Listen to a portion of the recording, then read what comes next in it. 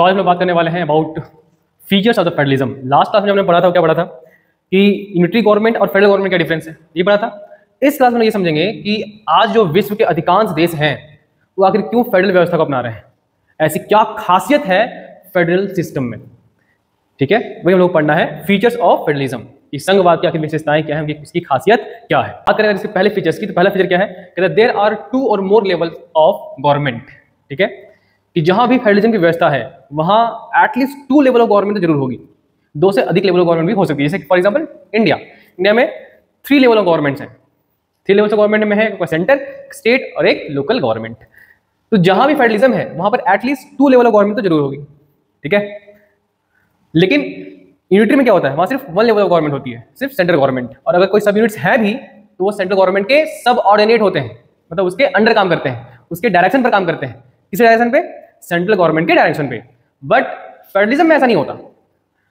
अच्छा, उसको आगे समझेंगे, बट ये समझिए कि पहले तो 2 लेवल ऑफ गवर्नमेंट होंगी, ये तो कंफर्म बात है कि जहां भी फेडरलिज्म है वहां एक स्टेट गवर्नमेंट और एक सेंट्रल गवर्नमेंट तो होगा ही होगा। तो 2 लेवल ऑफ गवर्नमेंट की अगर मैं बात करूं तो पहला कौन सा होगा, एक है सेंट्रल गवर्नमेंट और एक है स्टेट गवर्नमेंट। ठीक, ध्यान से इसको समझिएगा अच्छे से। अच्छा, आगे हम चीजों को और अच्छे से समझ सकें इसलिए एक और कॉन्सेप्ट, जो सेंटर है इसको मान लीजिए बड़ा भाई, ये है बड़ा भाई, और जो स्टेट है इसको हम लोग मान लेंगे छोटा भाई। ठीक, अब शुरू करते हैं। तो पहला तो ये समझ में आएगी बात कि जहां पर फेडरलिज्म है वहां पर एटलीस्ट 2 लेवल ऑफ गवर्नमेंट तो होगा ही होगा। इसमें एक सेंट्रल गवर्नमेंट होगा और एक स्टेट गवर्नमेंट। सेकंड फीचर क्या कहता है कि different tiers of government govern the same citizens. Very very important, कि जो अलग अलग टियर्स हैं या अलग अलग स्तर की जो सरकारें हैं वो एक ही सिटीजन्स को गवर्न करती है, मतलब एक ही नागरिक पर, एक ही जनता पर शासन करती है। ये कैसे, समझिए। फॉर एग्जाम्पल कि जैसे आप जिस राज्य के भी वासी हैं, जैसे मैं झारखंड का वासी हूं, झारखंड, ठीक है, तो झारखंड की जो जनता है इस पे एक तो यहाँ की स्टेट गवर्नमेंट है ना, वो रूल कर रही है, यहाँ की स्टेट गवर्नमेंट, मतलब एक तो स्टेट गवर्नमेंट के अंडर आ गई यहाँ की जनता, और दूसरा जो है सेंट्रल गवर्नमेंट, वो भी झारखंड की जनता पर नियम कानून बना सकते हैं। दैट मींस झारखंड की जनता एक तो स्टेट गवर्नमेंट के अंडर है और एक सेंट्रल गवर्नमेंट के भी अंदर है, तो दोनों सरकारें जो है वो सेम जनता पर शासन करती हैं। कोई दिक्कत? कोई दिक्कत नहीं। ठीक, आगे बढ़िए। But each tier has its own jurisdictions in specific matters of legislation, taxation and administration। ये समझिए, different tier of government govern the same citizen। एक ही जनता पर दोनों लेवल ऑफ गवर्नमेंट जो है वो शासन करती है, लेकिन दोनों के जो अधिकार क्षेत्र हैं वो बिल्कुल अलग अलग हैं। ठीक है, दोनों के जो अधिकार क्षेत्र, jurisdiction क्या होता है, अधिकार क्षेत्र, वो अलग अलग है। किन मामलों में? कानून बनाने के मामलों में, कर वसूलने के मामलों में। ठीक है, किस चीज पर केंद्र सरकार कानून बनाएगी, किन चीजों पर राज्य सरकार कानून बनाएगी, ये बात एकदम स्पष्ट है। ठीक है, इसी प्रकार से कौन सा कर स्टेट गवर्नमेंट वसूलेगी, कौन सा टैक्स, और कौन सा टैक्स सेंट्रल गवर्नमेंट वसूलेगी, इस पर भी चीजें बिल्कुल स्पष्ट है संविधान में। और शासन व्यवस्था कैसे चलानी है, इन मामलों में भी दोनों के अधिकार क्षेत्र अलग अलग बटे हुए हैं। ठीक है, थर्ड पॉइंट में इसी पॉइंट को थोड़ा सा और एलोबरेट किया गया। क्या कह रहा है कि the jurisdiction of the respective level और tiers of government are specified in the constitution. दोनों स्तर की जो सरकारें हैं उनका जो अधिकार क्षेत्र है कि किस पर कौन कानून बना सकता है, कौन टैक्स वसूल कर सकता है, कैसे कौन शासन करेगा, इन मामलों पर दोनों के अधिकार जो क्षेत्र है वो बिल्कुल स्पेसिफाइड है। संविधान में स्पष्ट वर्णन है इस बात का कि किनके पास क्या शक्तियां हैं। स्टेट गवर्नमेंट किन चीजों पर कानून बना सकती है, सेंट्रल गवर्नमेंट किन चीजों पर कानून बना सकती है, इस बात का स्पष्ट वर्णन कर दिया गया है, एकदम क्लियरली मेंशन है ये संविधान में। इसी के लिए आप देखिएगा अगर तो ऐसे समझ सकते हैं, देखिए दिख रहा है, डिफरेंट लिस्ट बनाए गए हैं। एक है स्टेट लिस्ट, इसमें वैसे सब्जेक्ट्स हैं जिस पर सिर्फ राज्य सरकार ही कानून बना सकती है, केंद्र सरकार इसमें हस्तक्षेप नहीं करेगी। वैसे ही यूनियन लिस्ट है, इसमें कुछ ऐसे राष्ट्रीय महत्व के मामले हैं जिस पर सिर्फ और सिर्फ केंद्र सरकारी कानून बनाएगी। समझ रहे हैं, इसमें राज्य सरकार कोई हस्तक्षेप नहीं कर सकती। फॉर एग्जांपल जैसे डिफेंस है, राष्ट्रीय सुरक्षा की बात की जाती है जब, तो उसके लिए जो भी कानून बनाना है वो कौन बनाएगा, केंद्र सरकार, राज्य सरकार नहीं। ठीक है, करेंसी है, अभी आप लोगों को डिमोनेटाइजेशन हुआ कुछ साल पहले, है ना, पहले जो नोटों का कलर था कुछ और था, साइज कुछ और था, अब जो नोट आ रहे हैं उनका कलर कुछ और है, साइज कुछ और है। तो इस करेंसी को चेंज किसने किया? राज्य सरकार ने या केंद्र सरकार ने? ऑफ कोर्स यार, केंद्र सरकार ने। तो सेंट्रल गवर्नमेंट के पास क्या पावर है, इसमें राज्य सरकार कुछ नहीं कर सकती है। वरना पता चला कि जितने राज्य हैं उतने तरह के नोट बन रहे हैं, है कि नहीं? तो राष्ट्र महत्व के, राष्ट्रीय सुरक्षा की बात जब की जाती है, राष्ट्र हित की जब बात की जाती है, तो उसमें से रिलेटेड जितने सब्जेक्ट्स हैं वो है सेंट्रल लिस्ट में या फिर कह लीजिए यूनियन लिस्ट में, दोनों की चीजें हैं। इसके बारे में हम लोग और डिटेल में बात करेंगे। इसी तरह एक कंकरेंट लिस्ट है, इसमें कुछ ऐसे मामले हैं, ऐसे विषय जिन पर दोनों सरकार मिलकर कुछ कानून बना सकती है। इन तीनों लिस्ट के बारे में हम लोग और डिटेल में बात करेंगे आगे के वीडियो में, आगे चैप्टर में हम लोग पढ़ना है सब चीज, ठीक है? कोई दिक्कत नहीं ना? ठीक, आगे बढ़ते हैं। तो अब अगर बात करूं मैं, तो इनके पास क्या शक्तियां हैं, इस बात का क्लियरली मेंशन है हमारे संविधान में, ताकि दोनों स्तर की जो सरकारें हैं उनके बीच में कॉन्फ्लिक्ट्स ना हो, ठीक है? टकराव कम से कम हो, नगण्य हो। फिर कह रहा है, so the existence and authority of each tier of government is constitutionally guaranteed. Yes, इसलिए क्या है कि जो दोनों तरह की सरकारें हैं, चाहे केंद्र सरकार हो चाहे राज्य सरकार हो, दोनों का जो अस्तित्व है, जो अथॉरिटी है, उसको संविधान के द्वारा सुरक्षा प्राप्त है। ऐसा नहीं है कि सेंट्रल गवर्नमेंट का मन हुआ कि चलो यार ऐसा है कि अब ना बहुत दिन रह लिया फेडरल व्यवस्था में, अब तो इसको चेंज कर दिया जाए, तो उसको चेंज किया नहीं जा सकता है। क्यों? क्योंकि ये व्यवस्था खुद हमारे संविधान ने दी है, उसकी रक्षा कौन कर रहा है? खुद उस चीज की रक्षा संविधान कर रहा है। कोई दिक्कत? बढ़े आगे। तो अभी हम लोगों ने जो पढ़ा कि संविधान जो खुद है वो दो लेवल ऑफ गवर्नमेंट की जो एग्जिस्टेंस है, जो अथॉरिटी है, उसकी रक्षा करता है खुद संविधान। तो सवाल ये है कि आखिर कैसे संविधान की अथॉरिटी की, इनकी एग्जिस्टेंस की रक्षा करता है? तो देखिए, जो नेक्स्ट फीचर है वो क्या कह रहा है कि the fundamental provision of the constitution can not be unilaterally change by one level of government. जो मौलिक प्रावधान है संविधान के, जो बेसिक प्रोविजंस हैं, जो बेसिक है, उसको कोई वन लेवल ऑफ गवर्नमेंट अकेले चेंज नहीं कर सकती। समझ रहे बात को? मान लो ऐसा हुआ कि सेंटर को सुबह से मन किया यार बहुत दिन हो गए अब फेडरल व्यवस्था में रहते रहते, बहुत दिन रह लिए फेडरल व्यवस्था में, अब ऐसा है कि परेशान हो गए इससे। इधर ममता बनर्जी परेशान करते रहती है, इधर केजरीवाल, फिर कुछ, बहुत दिक्कत है। चलो अब ना हम लोग यूनिटरी सिस्टम बनाते हैं, इस सारा पावर जो है सिर्फ सेंट्रल गवर्नमेंट के पास हो, चेंज करते हैं फेडरल व्यवस्था को। तो क्या ये ऐसा कर सकते हैं? बिल्कुल नहीं। क्योंकि जो फेडरलिज्म का जो कॉन्सेप्ट है, जो संघवाद है, जो फेडरलिज्म है, ये अपने आप में बेसिक प्रोविजन या कह लीजिए कि फंडामेंटल प्रोविजन है हमारे संविधान का। और हमारे संविधान का जो भी फंडामेंटल प्रोविजंस हैं उसको कोई वन लेवल ऑफ गवर्नमेंट अकेले चेंज नहीं कर सकती। उसके लिए बोथ लेवल ऑफ गवर्नमेंट, दोनों जो स्तर की जो सरकारें हैं, उनका आपस में सहमत होना बहुत जरूरी, तभी कोई चेंज लाया जा सकता है। वही कह रहा है कि fundamental provisions of the constitution can not be unilaterally changed by one level of government. अगर उनको कोई चेंज लाना है, then such changes require the consent of both the levels of government। अगर कोई चेंज लाना भी है, अगर उसमें कोई फंडामेंटल प्रोविजंस में, तो आपको जो है दोनों लेवल ऑफ गवर्नमेंट जो है उनका कंसेंट आपस में जरूरी है। अगर दोनों उस चीज पे सहमत हैं तभी कोई उसमें चेंज लाया जा सकता है। इसको आप ऐसे भी समझ सकते हैं। फॉर एग्जांपल, मान लीजिए दो भाई हैं, मैंने पहले कहा था कि सेंटर मान लेना आपको बड़ा भाई, ठीक है, और ये जो आपका है स्टेट जो है वो छोटा भाई, ठीक। अब क्या है कि दोनों ने मिलकर एक जमीन खरीदा, छोटे भाई ने और बड़े भाई ने मिलकर के, और ये जो जमीन है बहुत कॉस्टली है। बड़े भाई को कुछ प्रॉब्लम हुई छोटे भाई से, आपस में इनके कुछ कॉन्फ्लिक्ट हुआ। बड़े भाई ने सोचा कि यार जो जमीन है ना उसको मैं बेच दूंगा और सारा पैसा मैं रख लूंगा।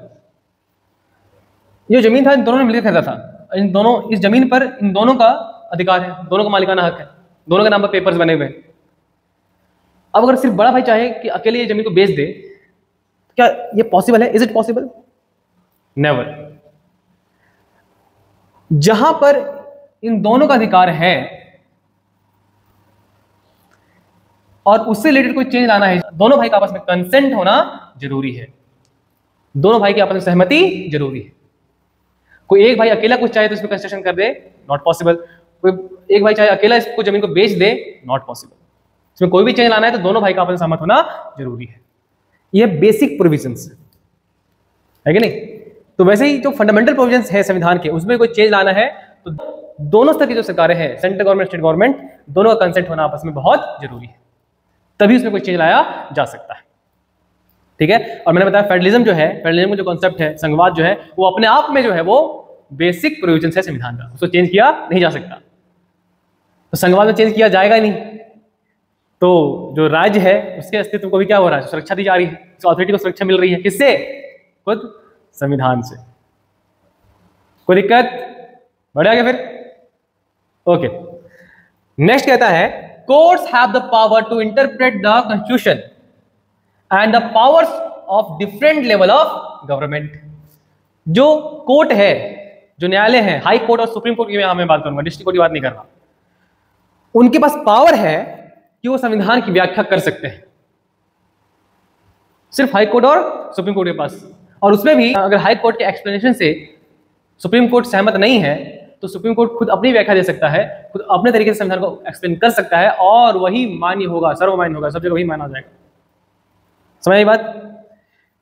तो क्या कह रहा है कि अगर, तो क्या रहा है कि कोर्ट के पास पावर है संविधान को एक्सप्लेन करने का, and the power of the different level of government, और जो दोनों स्तर की जो सरकारें हैं उनके पास क्या पावर्स हैं इसको भी एक्सप्लेन कौन करेगा?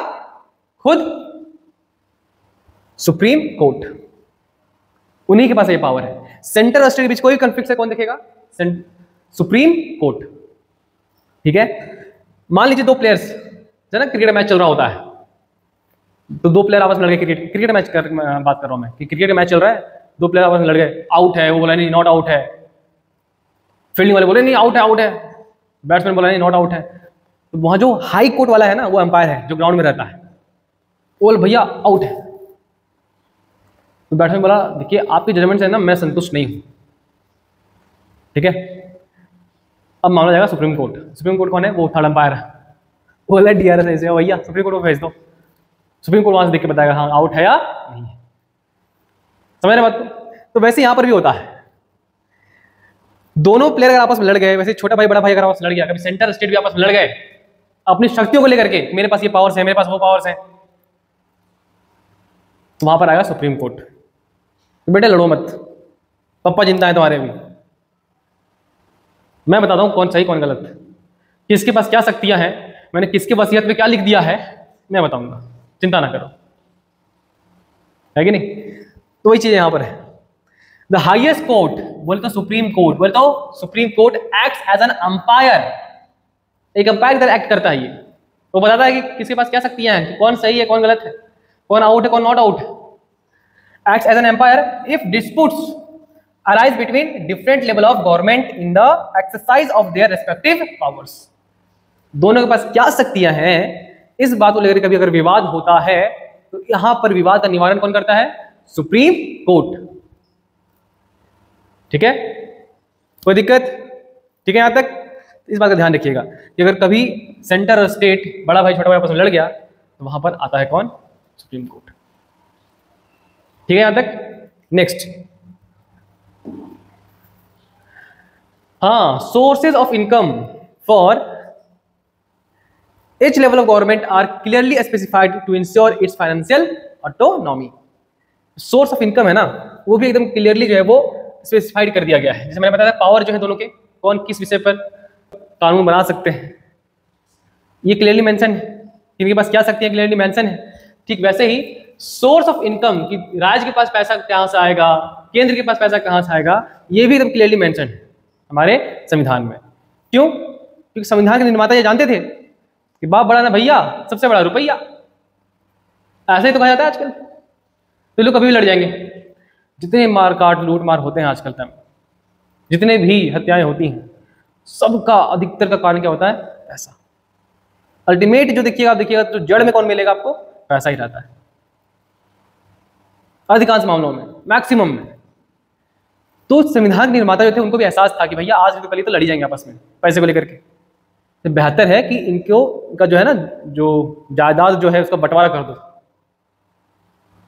कि आपस में कभी लड़े ही ना। तो धीरू भाई अंबानी ने किया, मुकेश अंबानी अनिल अंबानी दोनों को संपत्ति बांट दी, भाई लड़े ना आपस में, यहाँ भी वही किया, दोनों की संपत्ति को बांट दिया गया। किसके पास पैसा कहां से आएगा ये क्लियरली मेंशन कर दिया गया हमारे संविधान में। ठीक है, to ensure its financial autonomy. और ये क्यों किया गया? ताकि दोनों जो है वो वित्तीय स्वायत्तता मिल सके दोनों को, सेंट्रल गवर्नमेंट को भी और स्टेट गवर्नमेंट को भी। मतलब पैसों के मामले में दोनों जो है वो एकदम इंडिपेंडेंट रहे एक दूसरे से, दोनों किसी पे डिपेंडेंट ना हो, किसी पे आश्रित ना रहे दोनों। वरना पता चला सेंटर बोलेगा मेरे पास पैसा ही पैसा है, स्टेट बोलेगा मेरे पास है ही नहीं। देखो सेंटर में बोल रहा है एक तेरा एक मेरा, बेचारा इसको देगा एक, खुद रखेगा दो, इसको देगा दो, खुद रखेगा चार। ये तो सीन देखा होगा आपने मूवी वगैरह में, एक तेरा एक मेरा ठीक है, तो वही केस यहाँ होता।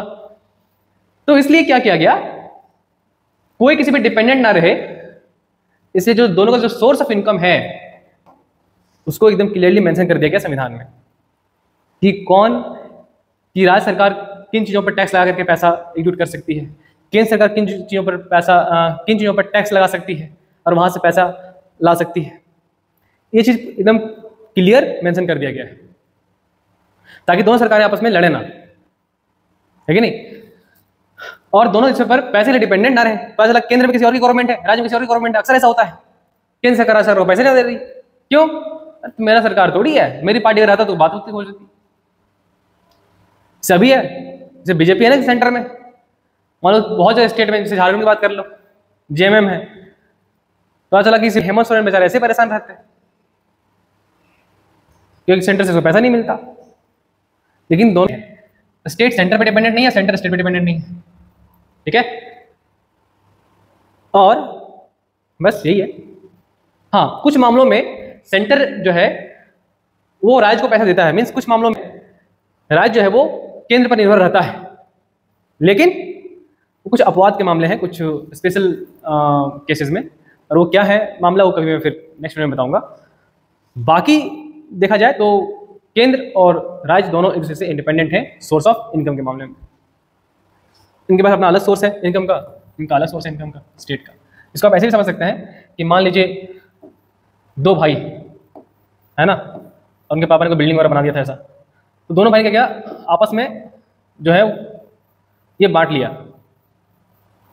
ठीक है, कि इधर वाला जो हिस्सा है इससे जो रेंट आएगा वो छोटे वाले का, और इधर से जो रेंट आएगा वो बड़े को मिलेगा। तो जो सोर्स ऑफ इनकम था इसका और इसका दोनों का क्या हो गया, एकदम अलग अलग कर दिया गया, एकदम फिक्स कर दिया गया, मतलब क्लियरली मेंशन कर दिया गया, दोनों आपस में लड़ेंगे नहीं, जैसे कुछ है सेंटर और स्टेट के साथ भी।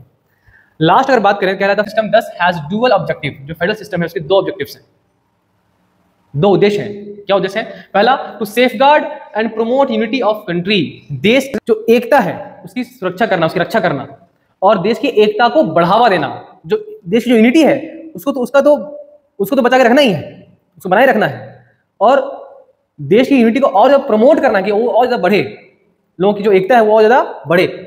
समझ बात को? फिर कह रहा है while at the same time accommodate regional diversity। साथ में जो रीजनल डाइवर्सिटी है, तो क्षेत्रीय विविधताएं जो हैं, जैसे कि अलग अलग धर्म के लोग, अलग अलग जाति के लोग, अलग अलग भाषाएं अलग अलग भाषाएं बोली जाती हैं, तो ये सब जो है सभी लोग एक साथ राजी खुशी एक साथ रह सकें, इससे जरूरी है कि हर एक का सम्मान किया जाए। अगर सभी लोग एक दूसरे के धर्म का सम्मान करें, अगर सभी लोग एक दूसरे की जाति का सम्मान करें, अगर सभी लोग एक दूसरे की भाषा का सम्मान करें, तो कॉन्फ्लिक्ट नगण्य हो जाएगा, नेग्लिजिबल हो जाएगा।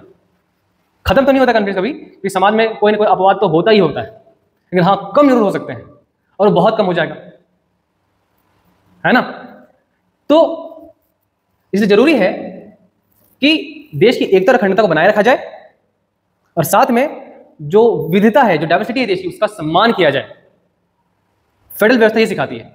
आप देखेंगे बेल्जियम में क्या हुआ कि जो डच थे और जो फ्रेंच थे, दोनों ने क्या किया, या जो जर्मन थे, है ना, अलग अलग भाषा बोलने वाले लोग, सबने क्या किया कि उस चीज पर राजी हुए कि हम लोग एक साथ रहना चाहते हैं।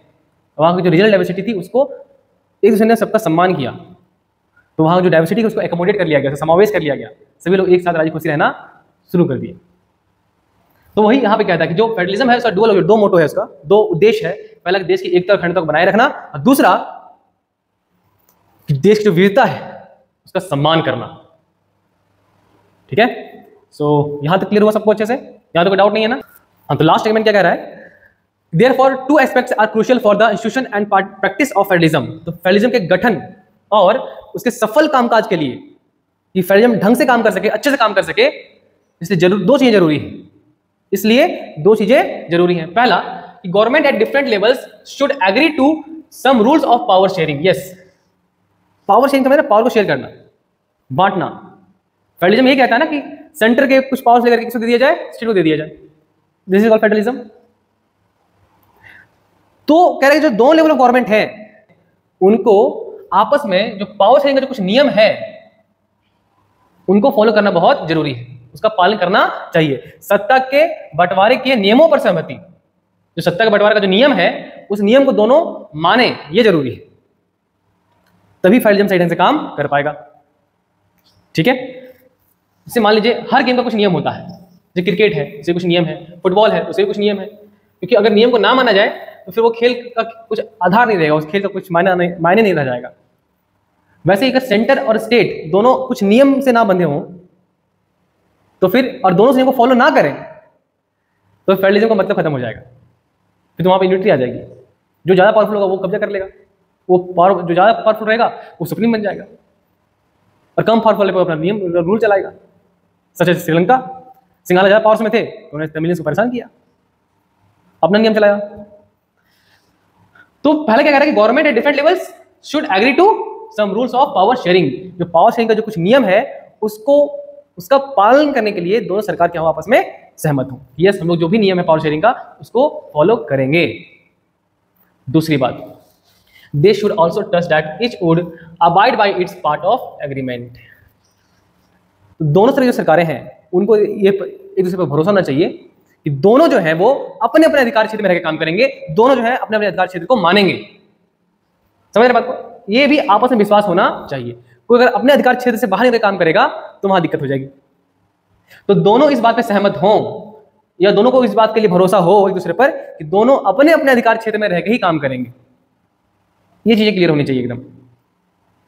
ठीक है, जिन विषयों पर केंद्र के पास शक्तियां हैं कानून बनाने की उस पर राज्य सरकार बनाना चाहे तो दिक्कत, और जिन विषयों पर राज्य सरकार को पावर्स है अगर उस पर केंद्र सरकार जबरदस्ती नियम कानून बनाना चाहे, उस पर अपना अधिकार करना चाहे तो फिर वहां कॉन्फ्लिक्ट शुरू हो जाएंगे, तो दिक्कत है। इसलिए दोनों को एक दूसरे पर भरोसा करना पड़ेगा कि दोनों ही सरकारें अपने अपने अधिकार क्षेत्र में रहकर ही काम करेंगी। ठीक है, An ideal federal system has both aspects, mutual trust and agreement to live together। तो एक आदर्श जो फेडरल सिस्टम है, जो संघवाद की व्यवस्था है, वहां दोनों चीजें होती हैं। पहला म्यूचुअल ट्रस्ट, आपसी भरोसा, एक दूसरे पर भरोसा, और दूसरी बात क्या की जाती है कि साथ में रहने के लिए सहमति। यस, हम लोग दोनों साथ रहना चाहते हैं, ये सहमति होना जरूरी है। कोई अगर साथ रहने को तैयार ही ना हो तो आप कब तक जबरदस्ती साथ रह सकते हैं? साथ रहने के लिए जरूरी है कि दोनों की आपस में सहमति हो। तो भारत और पाकिस्तान का एग्जांपल ले लीजिए। हर विद्वान ने, एक से एक बड़े विद्वान ने कोशिश कर ली कि भारत पाकिस्तान साथ रह जाए, अलग ना हो, लेकिन नहीं रह सके क्योंकि पाकिस्तान को साथ रहना ही नहीं था यार। तो जब आपकी सहमति है ही नहीं साथ रहने की तो कोई कितना भी चाह ले आप साथ रह ही नहीं सकते। फेडरलिज्म क्या बोलता है कि एक दूसरे पर भरोसा होना बहुत जरूरी है, म्यूचुअल ट्रस्ट, और दूसरा कि सहमति, यस हम लोग साथ रहना चाहते हैं इसलिए रह रहे हैं, ये जरूरी है। क्लियर हो यहां तक? है ना, दोनों खुद से सहमत है कि साथ रहना है। तो ये दो एस्पेक्ट्स हैं फेडरलिज्म के, संघवाद के। आई होप कि यहां तक आपको चीजें समझ में बहुत अच्छे से आई होंगी। फिर भी कोई डाउट रह गया हो तो कमेंट में जरूर बताइएगा, और कुछ ऐसे टिप्स दीजिए जिससे कि मैं अपने वीडियो को और ज़्यादा इंप्रूव कर सकूं, अपना जो एफर्ट है वो ज़्यादा और ज़्यादा अच्छे से इंप्रूव कर सकूं और अच्छे से आपको पढ़ा सकूं। ठीक है, मिलते हैं फिर नेक्स्ट वीडियो में। तब तक स्वस्थ रहें, मस्त रहें, पढ़ाई में बिल्कुल व्यस्त रहें। तब तक के लिए जय हिंद।